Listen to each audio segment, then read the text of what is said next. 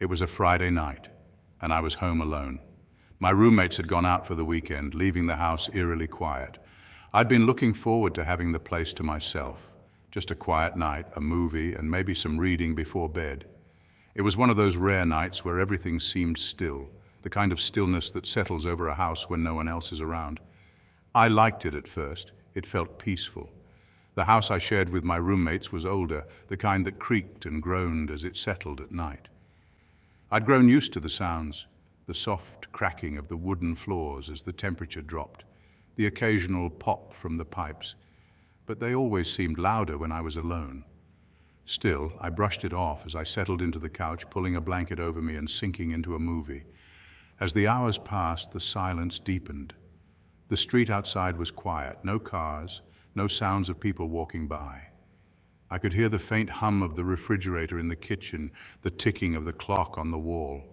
Everything felt normal, just another quiet night in the house. Then I heard something. A soft sound, so faint that I wasn't sure if it was real at first. It came from somewhere upstairs, a slight creak like someone stepping lightly on the floorboards. I paused the movie and listened, straining to hear anything else. For a long moment there was nothing. I told myself it was just the house settling or maybe a draft shifting something in one of the rooms. But then it came again, another creak, this time slightly closer, as if someone or something was moving, testing the weight of each step. I felt a chill creep up my spine, but I stayed where I was, trying to rationalize it. Old houses make noise, that's all it was. I shifted on the couch, forcing myself to focus back on the screen. The next sound wasn't so subtle. It was a distinct shuffle, unmistakably human, coming from the hallway upstairs. My heart began to pound. I hadn't heard anyone come in. The front door was locked and all the windows were closed. I stayed perfectly still, listening intently, hoping it was just my imagination playing tricks on me. Then I heard it again, a series of soft, methodical footsteps moving across the upstairs floor, slow and purposeful. Someone was up there. I stood up quietly, unsure of what to do. I wasn't expecting anyone, and there was no reason for anyone else to be in the house. My roommates had left that morning, and they weren't supposed to be back until Sunday. I quickly scanned the room, looking for something, anything I could use to defend myself. My phone was on the coffee table, and I grabbed it, clutching it tightly in my hand. I stepped toward the staircase, listening again. The footsteps had stopped, and the house was completely still once more. A sudden, soft thud echoed from above. The sound made my heart race. It was the unmistakable noise of something being dropped, a muffled thump like a shoe or a bag hitting the floor. Whoever was upstairs wasn't trying to hide anymore. I backed away from the stairs, my mind racing. I needed to check the doors, make sure everything was locked, make sure no one else could get in. I moved through the downstairs rooms, checking each door, each window. Everything was locked, just as it had been. I could feel the weight of the silence pressing down on me now, every little sound amplified in the stillness. The floor creaked under my feet as I moved, and I winced at the noise, as if whoever was upstairs could hear me. Then came another sound. This time it was unmistakable, the creak of the stairs. I froze, listening as the footsteps descended, one slow, heavy step after another. The creaking grew louder, closer, until it stopped abruptly halfway down. I stood there, my heart pounding, waiting for the next sound. The silence dragged on, stretching for what felt like minutes, but nothing happened. I backed up slowly, retreating into the living room, my eyes fixed on the staircase. My mind was running through 1,000 possibilities. Who could be in the house, how they had gotten in, and what they wanted. But no matter how hard I tried, I couldn't make sense of it. The footsteps on the stairs hadn't resumed, and the house had gone deathly quiet once again. I moved toward the back of the house, staying low, my breaths coming in shallow bursts. My phone was in my hand, but I couldn't bring myself to unlock it. I felt exposed, vulnerable, like whoever was in the house was waiting for me to make the next move. Suddenly, the silence was broken by a sharp sound, a scraping like something being dragged lightly across the floor. It came from just beyond the living room, somewhere near the base of the stairs. My blood ran cold. I couldn't see anything from where I was, but I knew whoever was up there had moved. They were no longer on the stairs. They were closer now. I edged toward the kitchen, my eyes never leaving the living room doorway. I could feel the weight of the darkness pressing in around me, the dim light from the kitchen casting long, shifting shadows across the floor. Every instinct screamed at me to run, to get out of the house, but my feet wouldn't move. I stood there, listening to the quiet scrape of something heavy being dragged across the floor, inching closer. The sound stopped. I held my breath, waiting for the next noise, but it never came. The house fell into an uneasy silence once more, the kind that made every little sound ring louder than it should. My heart pounded in my chest, the only thing I could hear now. I took a cautious step back, my foot barely making contact with the floor, trying not to make a sound. My mind raced with the possibilities of what was happening, who could be in the house, and what they might do next. But no matter how hard I tried, I couldn't come up with an explanation that made sense. Then, without warning, there was a loud crash from upstairs, as if something heavy had been thrown or knocked over. I jumped, instinctively backing further into the kitchen. The sound echoed through the house, reverberating off the walls, and then everything went silent again. The footsteps didn't return. I first saw him about 3 weeks ago. It was a normal evening. Work had been uneventful, and I was enjoying a quiet night at home. The big bay window in my living room looks out onto the street, and I usually leave the curtains open, letting the fading daylight filter in as I go about my evening. It was in one of those fading moments that I noticed a man standing across the road. At first, I didn't pay much attention. He seemed like he was just passing through, standing by the trees for a smoke or maybe waiting for someone. I didn't dwell on it. He wasn't near my house, just lingering across the street, blending into the background like any passerby would. But after that evening, I began noticing him more often. Sometimes he'd be there in the early mornings, sometimes late at night, always near the trees, never venturing too close. I started closing the curtains earlier. It wasn't intentional at first, just a reaction to catching glimpses of him from the corner of my eye. I tried not to let it bother me. People are strange, sure, but it wasn't like he was doing anything. He was always standing just far enough away to seem harmless, as if he belonged there, but too often to be coincidence. That's when the unease crept in. A few days later, it was almost 2 a.m. when I woke up. My cat, who usually sleeps curled at my feet, was sitting rigid by the window, her eyes fixed on something outside. Her fur was standing up, and her tail twitched erratically. I stayed in bed for a moment, wondering what had startled her. Then I got up and looked outside. He was there again, this time closer than he had ever been, standing on the sidewalk directly across from my window. The street was empty except for him, his face barely visible in the dim glow of the streetlight. He wasn't moving, not even shifting on his feet. He was just standing there, staring. I quickly drew the curtains shut, but sleep didn't come after that. I stayed awake in bed, listening to the silence, waiting for the creak of a floorboard, a knock on the door, anything to break the tension. The next morning, I cautiously peered outside. There was no sign of him, but as I stepped out to leave for work, something caught my eye. In the flower bed under the window, there was a cigarette butt, the faintest wisp of smoke still curling from its tip. I didn't smoke, and neither did anyone who visited me. The thought gnawed at me all day. After work, I called the police. I told them someone had been lurking around my house, but they didn't seem concerned. Probably a drifter, they said. We'll send a patrol to check the area. I didn't feel reassured. Even after they said they'd been by, nothing changed. I started keeping the curtains closed all the time, not wanting to give him any reason to keep watching. But at night, it was impossible to shake the feeling that he was still there. The quiet hum of the house became unbearable. I began checking the windows obsessively, glancing through the cracks in the curtains. I never saw him directly, but every so often I'd catch the faintest hint of movement outside, just enough to remind me he hadn't gone. Days passed like this, an anxious rhythm settling into my routine. The longer it went on, the more unsettled I became. Every night I would lie in bed, listening. Every morning I would check the window for signs of his presence. Footprints in the dirt, cigarette butts in the flower bed. He never came close enough to do anything. It was as if the space between us was part of whatever game he was playing, a game I never asked to be part of. Then a week ago, something changed. I woke up again in the middle of the night. My room was dark, the only sound the ticking of the clock on my nightstand. I lay there staring at the ceiling, trying to quiet the gnawing anxiety that had taken root in my chest. After a few minutes I heard it, a faint scraping sound like something being dragged across the pavement. I sat up, heart pounding, and strained to listen. The sound stopped as suddenly as it had started. I stood, walked over to the window and pulled the curtains back ever so slightly. He was there again.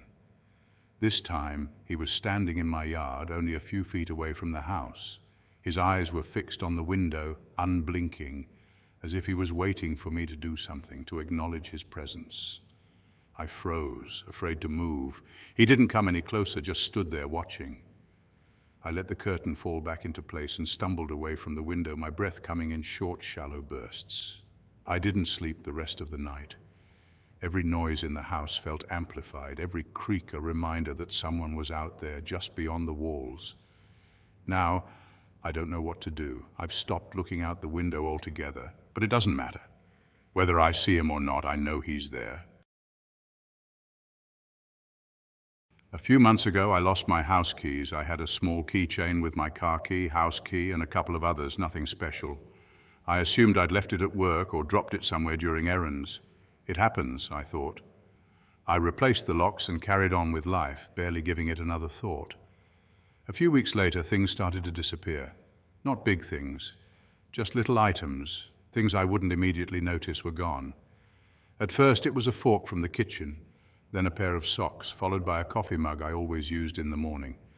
At the time, I chalked it up to misplacing them or being distracted.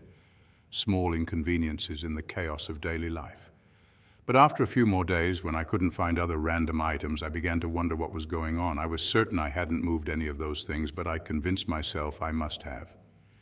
Then I came home one evening to find the front door slightly ajar. I stood on the porch for a moment, staring at the door, convinced I had locked it when I left. I stepped inside cautiously, unsure of what to expect. Nothing was missing. Nothing had been disturbed. Everything appeared exactly as I had left it that morning, except for the door. I walked through the house, room by room, searching for anything unusual, but the place was quiet, just as it always was. Still, the idea of coming home to an open door stuck with me. I replaced the locks again the next day, thinking it was better to be safe than sorry. I told myself I must have forgotten to lock up before I left, though the nagging thought lingered in the back of my mind that something else was going on. Over the next few days, I couldn't shake the sense of unease. The house, normally a place of comfort, had taken on an unfamiliar edge.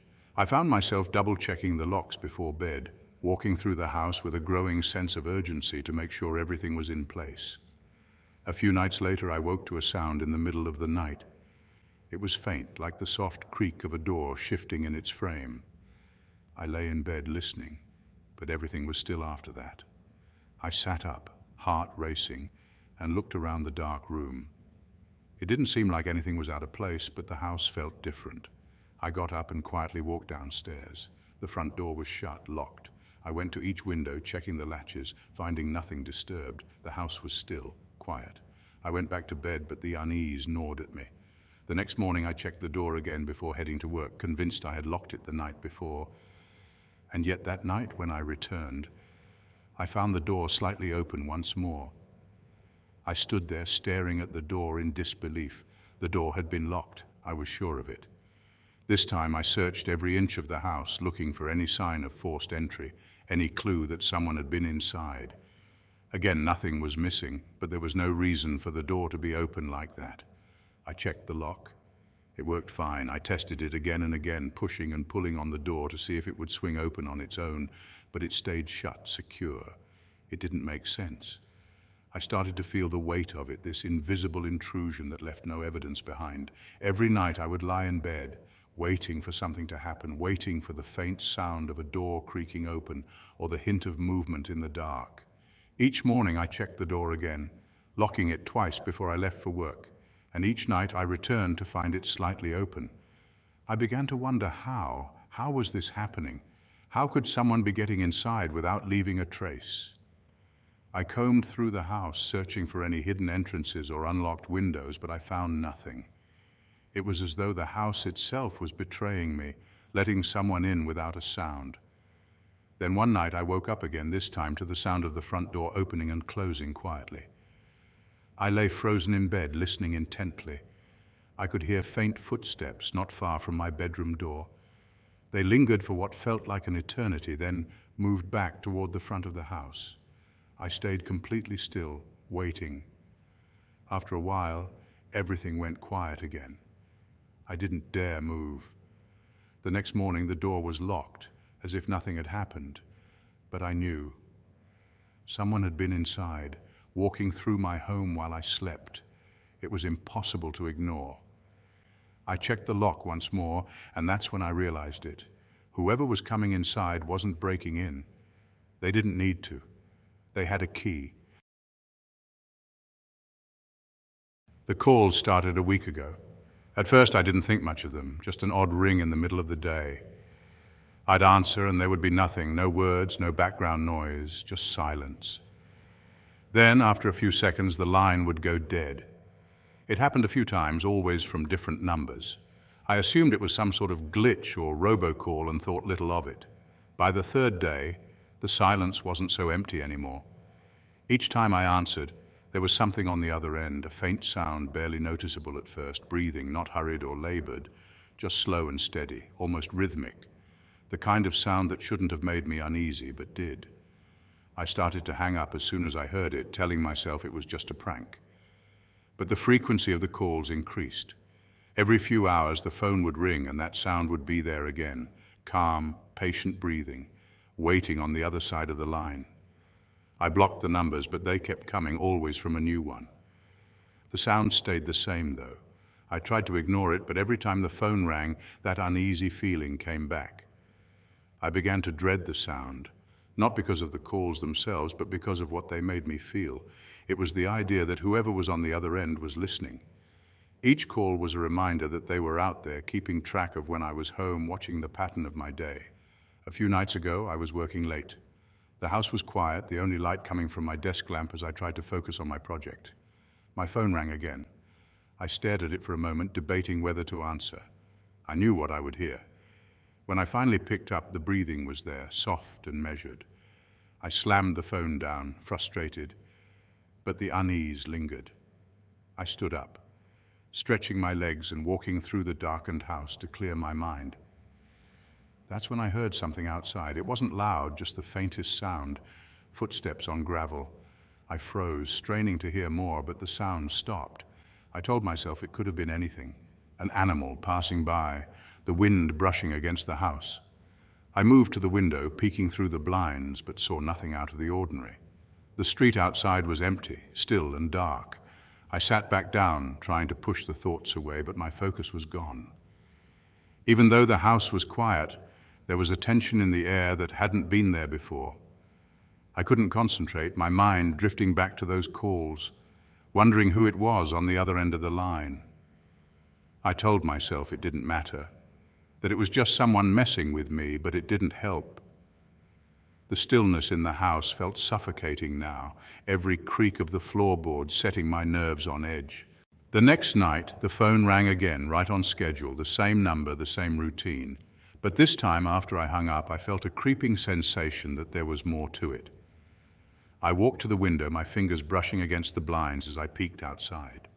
At first, everything seemed normal. The streetlights cast long shadows across the sidewalk, and there was no movement. But as I scanned the yard, I noticed something strange. A faint outline, barely visible in the dark, standing near the edge of my property. It was hard to tell what it was at first, but as I squinted, I realized it was a person. They stood just outside the reach of the streetlights, their silhouette blending into the shadows. They weren't moving, just standing there, facing the house. My heart raced as I slowly stepped back from the window, unsure of what to do. I kept waiting for them to leave, but they stayed rooted to the spot, like a statue. I sat down in the living room, staring at the clock, trying to calm my nerves. Time passed slowly, and after what felt like hours, I forced myself to look out the window again. The figure was gone. I didn't know how long they had been there or when they had left, but the sight of that dark outline standing so still outside my home haunted me long after they disappeared. The calls didn't stop.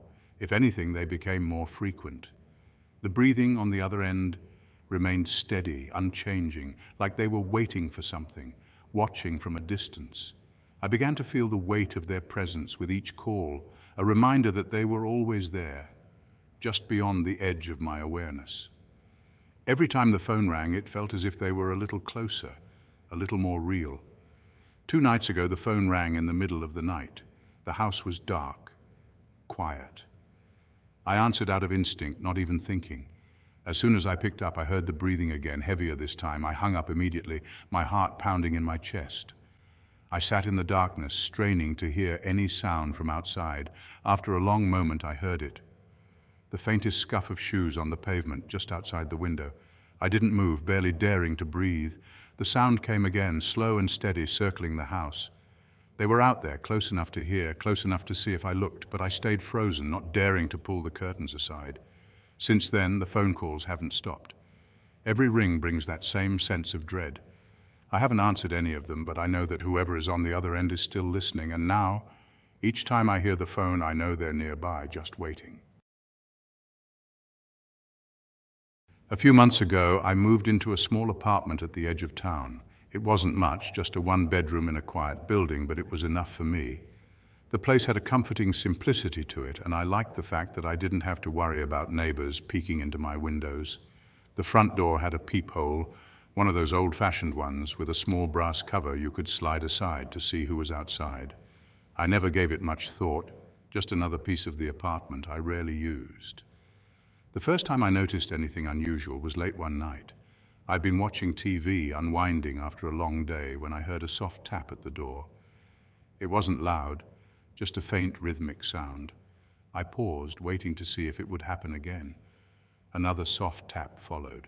I got up, assuming it was someone from the building, maybe a neighbor who needed something, but when I looked through the peephole, there was no one there. I opened the door and stepped out into the hallway, but the corridor was empty. The only sound was the low hum of the building's heating system. I glanced around, shrugged, and went back inside, locking the door behind me. I told myself it was nothing, just a creak or some kind of draft making noise. But over the next few nights, it happened again, always around the same time, the tap at the door, and always when I looked through the peephole, there was nothing. After a few more days of this, I started to feel unsettled. The knocks were never forceful, never demanding, but they came at the same hour each night. When I checked, the hallway was always empty. The peephole became something I grew to dread. I'd approach it slowly, not sure of what I'd see on the other side, though it always showed the same thing, an empty hall dimly lit by the overhead lights. Then one night, as I was getting ready for bed, the tapping came again. This time, it was a bit louder, more insistent than before. I stood in the middle of the room, staring at the door. My first instinct was to ignore it, but the sound continued. I walked over and hesitated for a moment before sliding the cover off the peephole and pressing my eye against it. At first, all I saw was the usual, the empty hallway. But then, out of the corner of my vision, I noticed something strange, a shape, just out of view to the side of the door. I couldn't make out what it was at first, so I leaned closer, squinting through the tiny lens. As my eyes adjusted, I realized what I was seeing. There was someone standing just outside my door, positioned in such a way that they were out of the peephole's direct line of sight.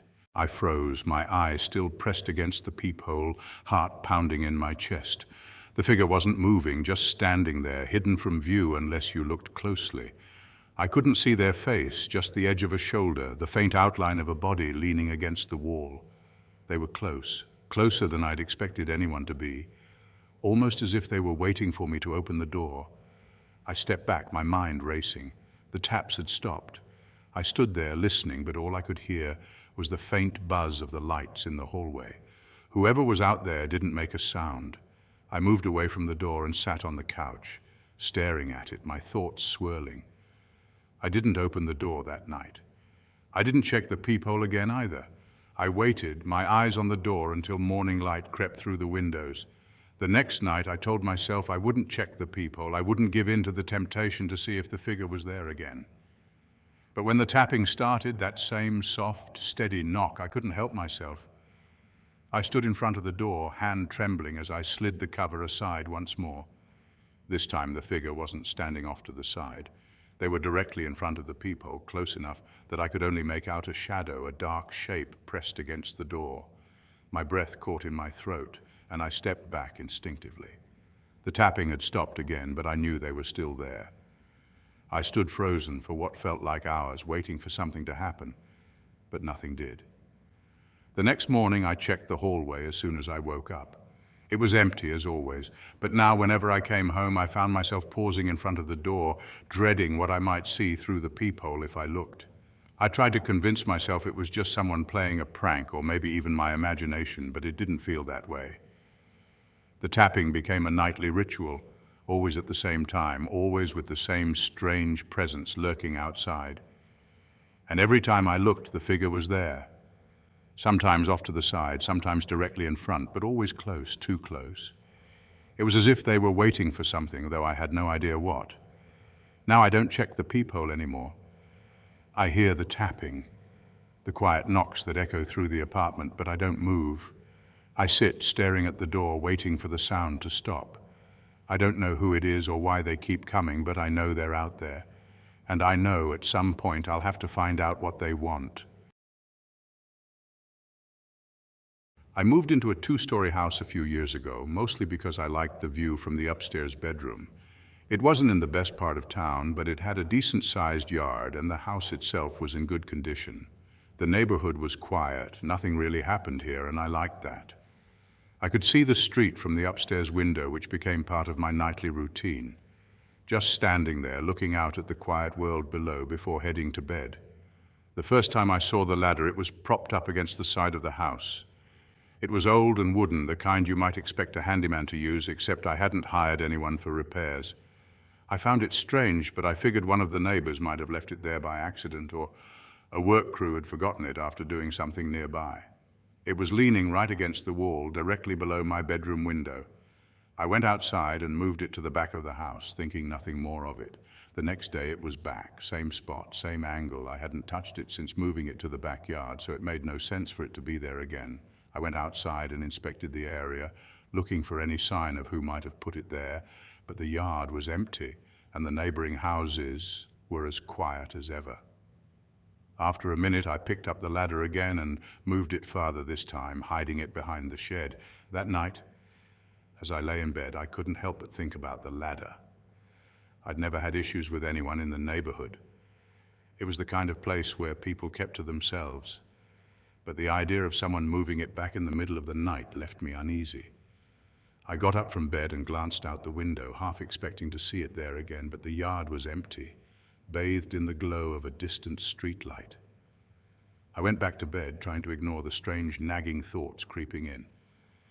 The next morning I woke early and out of instinct went straight to the window. The ladder was back, same place, same angle.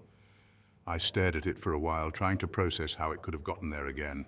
It didn't make any sense. I hadn't heard anything during the night, and I knew no one had been in the yard before I went to bed. This time I didn't move it. I left it there, trying to figure out if it was some kind of prank or if I was being watched. I walked around the house later, looking for any sign of tampering, but nothing seemed out of place. That night I couldn't sleep. I kept looking out the window, expecting something to happen, but everything stayed quiet. The ladder stood there like an unwanted guest, casting long shadows in the dim light.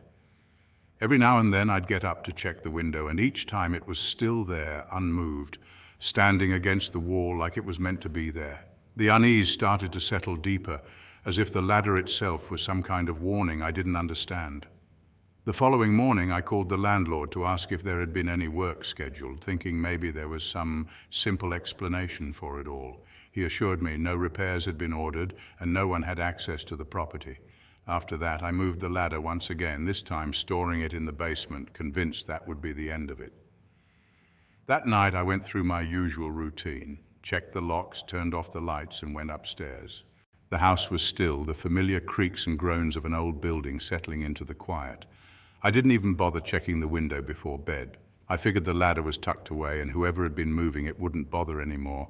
I lay in bed listening to the distant hum of traffic, trying to push the thoughts of the last few days out of my mind, but sleep didn't come. I tossed and turned, restless, my thoughts racing. Sometime after midnight, I got out of bed and went to the window again just to check. I pulled the curtain back slowly, and there it was, the ladder, back in the same spot, leaning against the wall beneath my window as though it had never left. My pulse quickened as I stared at it, the house around me feeling suddenly too quiet. I knew I had locked the basement. I knew there was no way it should have been out there, yet there it was, standing exactly where it had been every morning. I didn't go outside this time. Instead, I watched from the window, scanning the yard for any sign of movement, anyone who might be responsible for this strange occurrence. But nothing stirred. The street beyond was empty, not a single figure in sight. For the next few days, I left the ladder where it was. I couldn't shake the feeling that someone was trying to get my attention, though I had no idea who or why. The ladder stayed propped against the house, and I found myself checking the window constantly, expecting to see someone below. But no one came. One night, as I was about to close the blinds, I noticed something different. The ladder had been moved slightly, just a few inches to the left, almost as if someone had tried to climb it and then decided against it. I stared at it for what felt like an eternity, my mind racing with possibilities. Why would someone keep moving it? And more importantly, what were they planning? That night I barely slept. Every noise, every creak of the house made me jump. The ladder stayed in place, untouched, but its presence gnawed at me. It was as if someone was testing my reaction, seeing how far they could go before I did something. I tried to go about my days as usual, but every time I came home, my eyes went straight to the window, scanning for any changes. The ladder had become a constant, unwanted fixture in my life, something that no longer made sense but refused to be ignored. Then one morning, I woke up and went to the window as usual. This time, the ladder was gone. It wasn't in the yard, it wasn't behind the shed, and it wasn't in the basement where I had left it days ago. For the first time in weeks, the space below my window was empty. I should have felt relieved, but instead a wave of unease washed over me. The ladder had disappeared, just as mysteriously as it had arrived. That night, I lay in bed, staring at the ceiling, trying to figure out what had just happened. I kept expecting to hear something outside, to see it reappear again. But nothing came. The ladder never returned. Yet the question lingered in the back of my mind. Who had been putting it there? And why had they stopped? I still don't know the answers. But every now and then, I catch myself glancing at that spot outside the window, half expecting to see the ladder again, waiting. It was late. Later than I'd planned, and the streets were emptier than usual. I had stayed after work to finish a few things, and by the time I stepped outside, the night had settled in, cool and quiet. I'd walked home this way hundreds of times, a straight shot down a few well-lit streets, past some closed-up shops and through a stretch of suburban houses. Nothing ever happened, just the usual shuffle of my feet on the sidewalk and the occasional passing car. But tonight the streets were oddly still. The usual background noise of distant traffic was quieter, almost muted, and as I passed the first row of houses, I realized I hadn't seen anyone else. No dog walkers, no late-night joggers, not even a car in the distance. It wasn't strange enough to worry me, but it was noticeable, an absence I couldn't ignore. As I walked, I kept hearing a faint sound behind me, something subtle but persistent. At first, I thought it might be my imagination, a slight echo of my own footsteps bouncing off the buildings, but the more I listened, the clearer it became. There was someone else walking. Their steps were quiet, not hurried, but matching my pace exactly. Whenever I sped up, so did they. When I slowed, the footsteps followed suit. I turned my head to glance behind me, expecting to see another pedestrian making their way home. The street behind me was empty, nothing but the faint glow of the streetlights and the long shadows they cast over the pavement. I shook it off, telling myself it was nothing, just the late hour playing tricks on me, and kept walking. But the sound didn't stop. I walked faster, the rhythm of my steps quickening, but the footsteps behind me matched every beat, no louder, no closer. Just there, like a shadow I couldn't shake. I glanced behind me again, but still there was no one. The street remained empty, the sidewalk stretching out behind me like an endless path of silence. My heart started to race a little, though I told myself it was nothing. Probably someone a few blocks back, far enough that I couldn't see them in the dim light. As I reached the stretch of suburban houses, the feeling grew. The footsteps behind me had fallen into a pattern, a quiet, steady rhythm, like someone who didn't want to be noticed but wasn't in any hurry to hide either. My mind raced through explanations, someone else walking home, maybe someone out for a late-night stroll. But there was something about the timing, the way the sound mirrored my own steps so perfectly, that made me uneasy. I crossed the street thinking that if someone was behind me, they'd have to reveal themselves now. I glanced back as I reached the other side, expecting to see someone step out into the open, but the sidewalk was empty. The houses sat in silence, their windows dark, and the streetlights hummed above, casting long shadows across the asphalt. I walked faster, nearly a jog now, my mind telling me to get home as quickly as possible. The sound behind me continued, never speeding up, never slowing down, just steady, unhurried footsteps keeping pace. I couldn't shake the feeling that whoever it was, they weren't in a rush to catch up to me. They were content just staying close enough to let me know they were there. My house was only a few blocks away now. I could see the glow of my porch light in the distance, a small beacon at the end of the street. I focused on it, willing myself to get there quickly, to put this strange feeling behind me. But the closer I got, the louder the footsteps seemed. They weren't closing in, but they weren't fading either. It was as if someone was watching, waiting, but never coming too close. As I approached my front yard, I glanced back one last time, hoping to catch a glimpse of whoever was following me. The street was empty, no one was there, just the same stretch of sidewalk and the quiet houses lining the block. The footsteps had stopped. I reached my door and fumbled with my keys, heart pounding. As I slid the key into the lock, I hesitated, glancing back over my shoulder again. The street behind me was still empty, but the feeling hadn't left. I opened the door and stepped inside, locking it behind me as quickly as I could. The house was quiet, comforting in its familiarity. I went to the window and peeked through the curtains, scanning the street once more. Nothing. I stayed there for a moment, watching, waiting for any sign of movement. But there was none. The street remained silent, just the faint rustle of leaves in the wind. I tried to shake off the unease as I turned away from the window, but it lingered. That night I couldn't sleep. Every creak in the house made me tense. Every sound outside the window seemed amplified. It was just a walk home, I kept telling myself, just a quiet night in an empty street. But something about those footsteps, that perfect rhythm matching mine step for step, stuck with me. Even now, whenever I walk home, I can't help but listen, waiting,